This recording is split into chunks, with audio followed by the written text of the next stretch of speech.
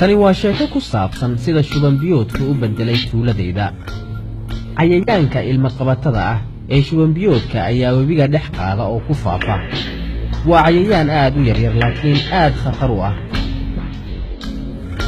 haweenku ayagoon dareemayn ayay webiga cayayaanka shuban biyoodka biyaha ku soo dhex qaadi jireen oo guriga keeni jireen. sidoo kale daqsigu lugihiisa ayuu ku soo qaadi jiray jeermiska shuban biyoodka waxaa kaloo faafiya gacmaha oo aan la dhaqin. jeermiska shuban biyoodka ayaa biyahan cabayno noo dhex raaci jiray iyo sidoo kale cuntadan cunno. sidoo kale farahana wuu noo soo dhex raaci jiray.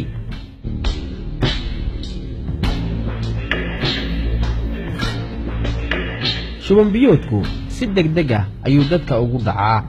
subaxdii markay ahayd aabbahay aad ayuu u ildarnaa. shuban aad u badan oo roob moodid ayaa ka socday. aad ayaan u naxay. gargaar degdeg ah ayaan u raadiyey si loo caawiyo.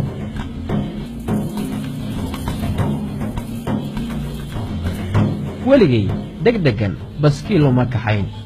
markaan kalkaalisadii caafimaadka keenay way iska garatay in waxa aabbahay haya shuban biyood yahay.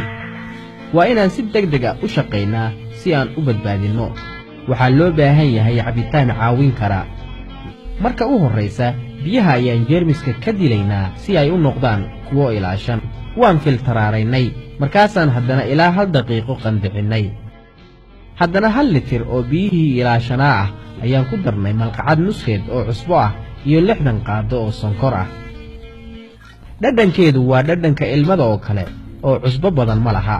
waxaan aad uga cabsanayay aabbahay anoo arkaya inuu igu hordhinto. laakiin wax yar kadib wuu soo xoogaystay. kalkaalisadii caafimaadku waxay ii faahfaahisay oo igu tiri ruux kastoo jeermiska shuban biyoodka liqa sida aabbaha ma wada noqdaan laakiin 2 gooraba cudurka way faafiyaan. hadda waxaa waajib igu ah inaan tuuladeyda biyaha ilaashan u qaado oon weliba baraa siday shuban biyoodka isaga ilaalin lahaayeen. waxaan arkay gabar biyo wadda markaasaan ku yidhi biyaha jeermiska ka dil adoo ku daraya dhibco koloriin ah oo haddana sug ilaa 30 daqiiqo.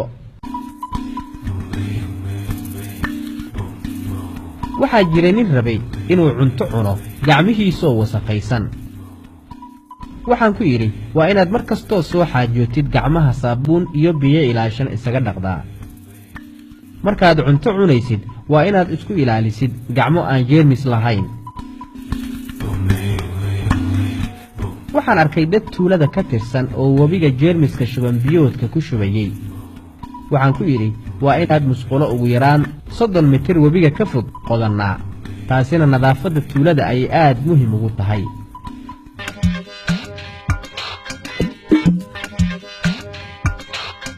waxaan arkay haweeney cunto jeermis la wada markaasaan ku yidhi horta waa inaan gacmaha ku dhaqnaa biyo ilaashan iyo saabuun.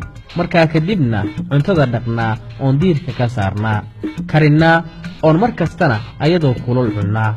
waana inaan ka ilaalinaa daqsiga. warkii ayaan tuuladii wada gaarsiiyey. markaasaan ku noqday aabbahay si aan xaalkiisa u ogaado. waxaan ku farxay inuu roonaaday. tuuladannadii waxay noqotay meel caafimaad badan. biyahan waan iska miirnaa oo waannu karkarinnaa si aan jeermis la'aantooda u hubsanno. musqusha baan u adeegsannaa xaajada. markaan ka soo baxnana gacmaha ayaan biyo ilaashan iyo saabuun ku dhaqannaa. daqsiga waan ka nabadgalnay.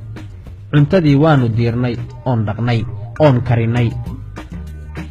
mar kasta oon ama cunto karinayno ama cunayno gacmaha ayaan dhaqannaa oo saasaan tuulada shuban biyoodka uga ilaalinnaa.